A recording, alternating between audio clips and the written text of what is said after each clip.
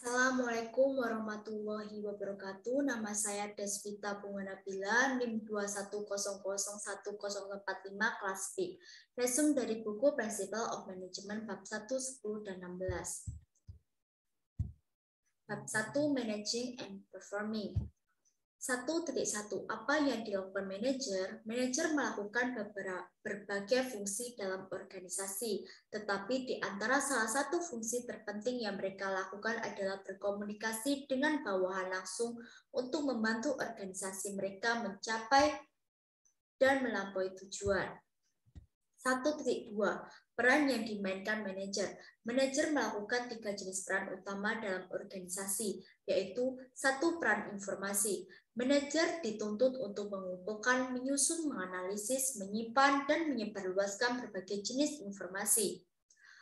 Manajer sebagai monitor, yaitu mencari dan menerima informasi dari berbagai sumber, yaitu web, jurnal industri, laporan, dan kontak. Manajer sebagai diseminator, yaitu menyebarkan informasi kepada orang lain dalam organisasi melalui email, panggilan telepon, dan lain-lain. Manajer sebagai juru bicara, yaitu menyampaikan informasi kepada orang-orang di luar organisasi melalui pidato, wawancara, dan komunikasi tertulis. 2. Peran interpersonal. Manajer sebagai tokoh utama atau figur, yaitu melakukan tugas formal seperti menyambut tamu dan menandatangani kontrak, serta dokumen hukum lainnya. Manajer sebagai pemimpin, yaitu memotivasi, melatih, menasihati, berkomunikasi. Manajemen sebagai penghubung, yaitu memelihara dan mengelola jaringan informasi di dalam dan di luar organisasi. 3. Peran keputusan.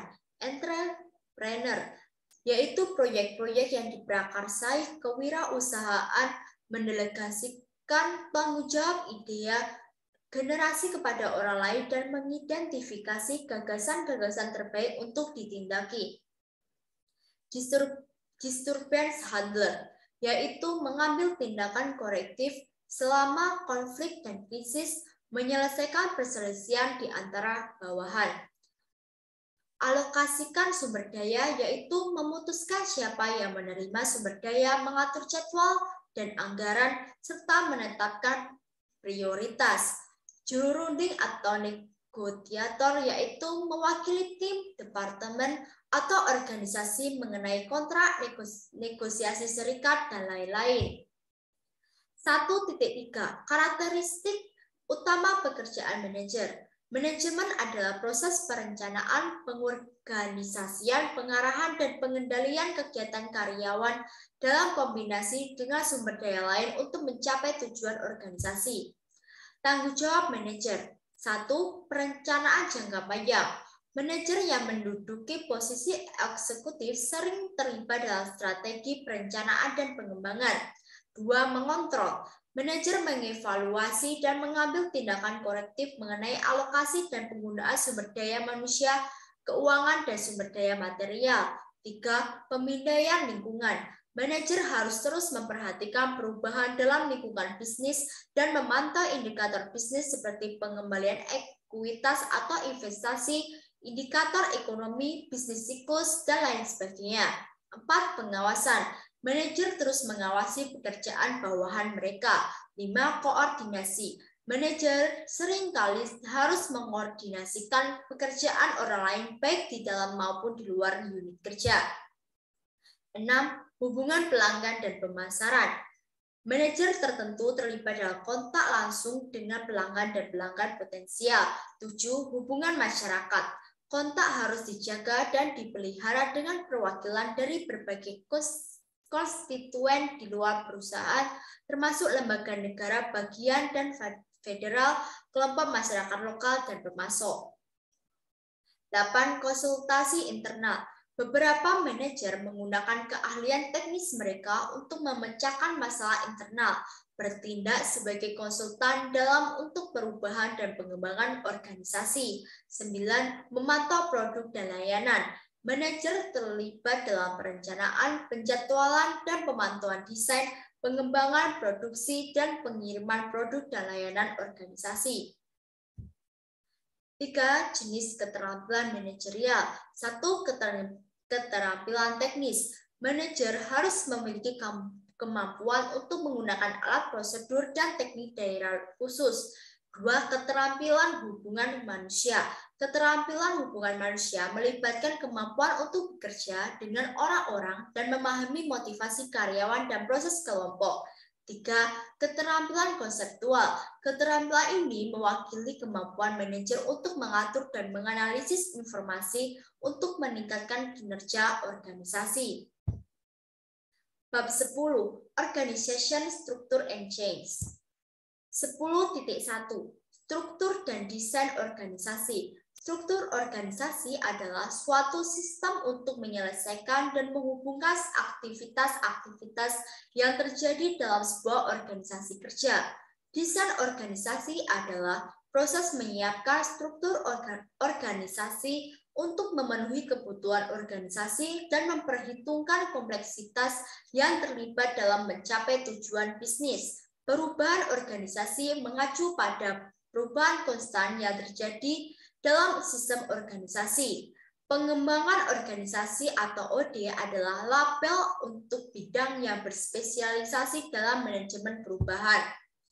Organisasi formal yaitu seperangkat hubungan, tanggung jawab, dan koneksi yang ditetapkan secara resmi yang ada di seluruh organisasi. Organisasi informal yaitu disebut sebagai jaringan hubungan interpersonal yang tidak terlihat, yang membentuk bagaimana orang benar-benar terhubung satu sama lain untuk melakukan aktivitas mereka. Jenis struktural organisasi formal. Birokrasi, salah satu kerangka kerja paling umum untuk memikirkan masalah ini disebut model birokrasi. Spesialisasi, sejauh mana orang-orang diorganisasikan ke dalam subunit sesuai dengan keahliannya disebut sebagai spesialisasi. Perintah dan kontrol. Perintah dan kontrol mengacu pada cara orang melapor satu sama lain atau terhubung untuk mengkoordinasikan upaya mereka dalam menyelesaikan pekerjaan organisasi. Rentang kendali, membahas ruang lingkup pekerjaan bahwa setiap orang dalam organisasi akan bertanggung jawab. Sentralisasi, mengelola aliran sumber daya dan informasi dalam suatu organisasi atau sentralisasinya. Formalisasi, formalisasi mengacu pada derajat definisi peran-peran yang ada di seluruh organisasi. Ini adalah desain organisasi formal. Ini adalah desain organisasi informal. Struktur birokrasi mekanistik adalah bentuk hierarki yang kuat dari pengorganisasian yang dirancang untuk menghasilkan standarisasi dan kontrol tingkat tinggi. Struktur birokrasi organik bergantung pada kemampuan orang untuk mengatur diri sendiri dan membuat keputusan tanpa banyak arahan sehingga mereka dapat beradaptasi dengan cepat terhadap keadaan yang berubah. Struktur fungsional, kebutuhan fungsional mengacu pada fitur organisasi atau kebutuhannya lingkungan yang diperlukan untuk keberhasilan organisasi. Struktur geografis ada di mana organisasi dibentuk untuk memberikan berbagai produk dalam satu wilayah atau wilayah geografis.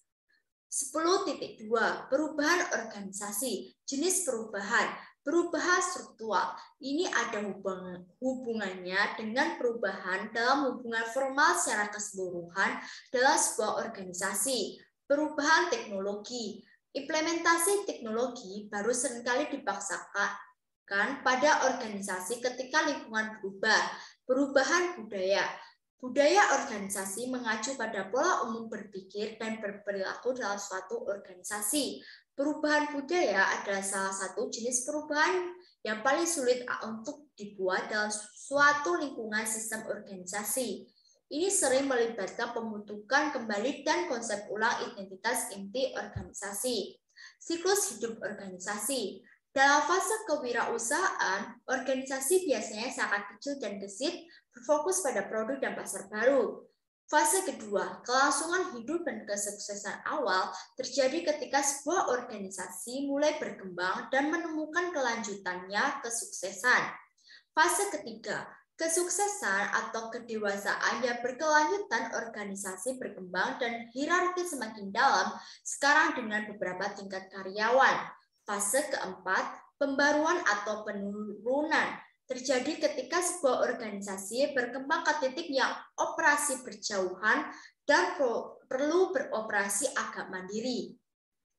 Jadi, siklus hidup organisasi adalah bahwa kebutuhan organisasi akan berkembang dari waktu ke waktu. Dimensi perubahan, yaitu ruang lingkup perubahan mengacu pada sejauh mana perubahan yang diperlukan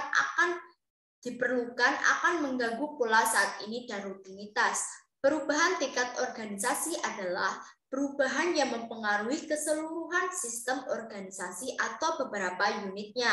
Intensionalitas adalah dimensi terakhir dari perubahan dan mengacu pada sejauh mana perubahan itu disengaja dirancang atau sengaja dilaksanakan.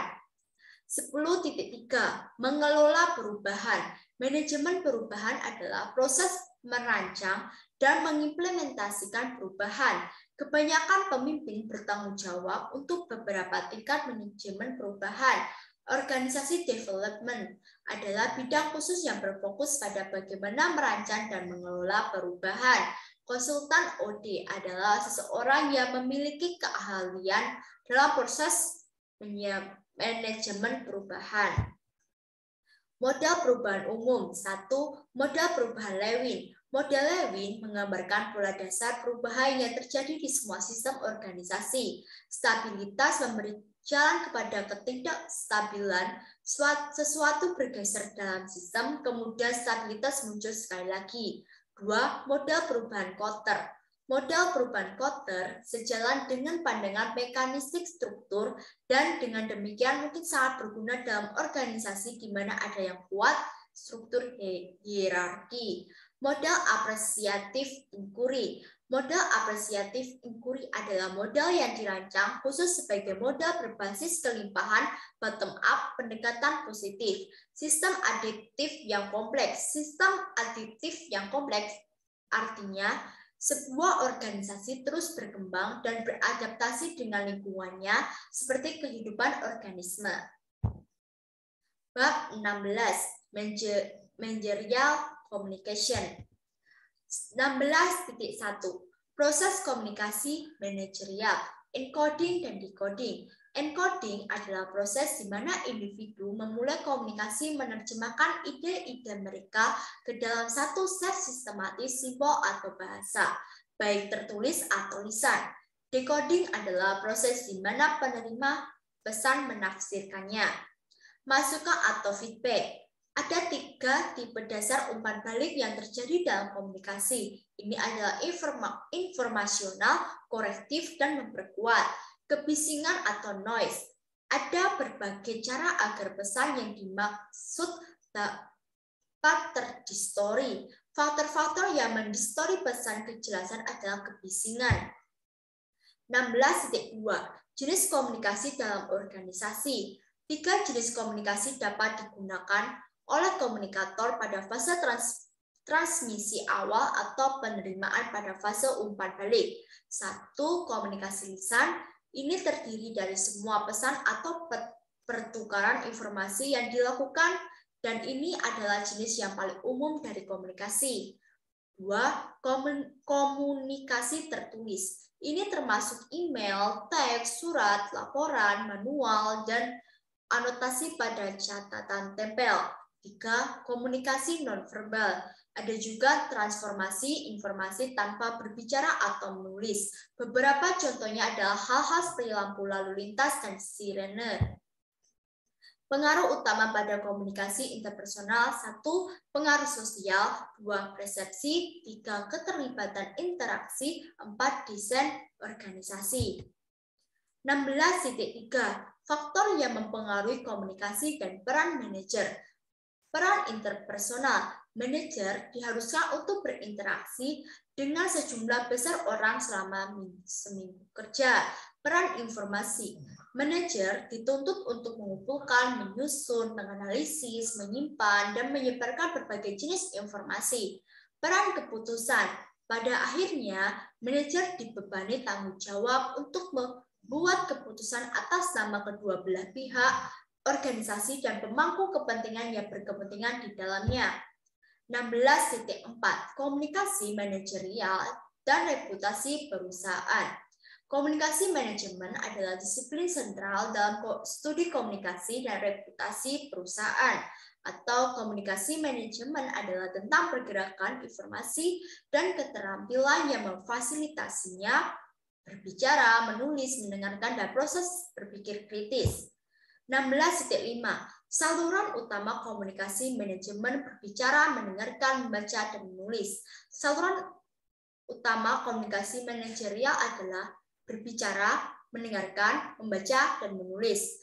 Percakapan satu-satu. Semakin manajer menemukan bahwa informasi disampaikan secara lisan, sering tatap muka di kantor, lorong, ruang konferensi, kafeteria, toilet, fasilitas atletik, tempat parkir, dan peluang tempat lainnya. Percakapan telepon. Presentasi ke kelompok kecil. Manajerial sering mendapati diri mereka membuat presentasi formal dan informal kepada kelompok yang terdiri dari 3 hingga 8 orang. Berbicara di depan umum kepada audiens yang lebih besar. Peran menulis. Menulis memainkan peran penting dalam kehidupan organisasi manapun. Komunikasi adalah penemuan. Tanpa pertanyaan, komunikasi adalah proses penemuan. Manajer secara harfiah menciptakan makna melalui komunikasi. Informasi dibangun secara sosial. Informasi dibuat, dibagikan, dan diinterpretasikan oleh orang-orang.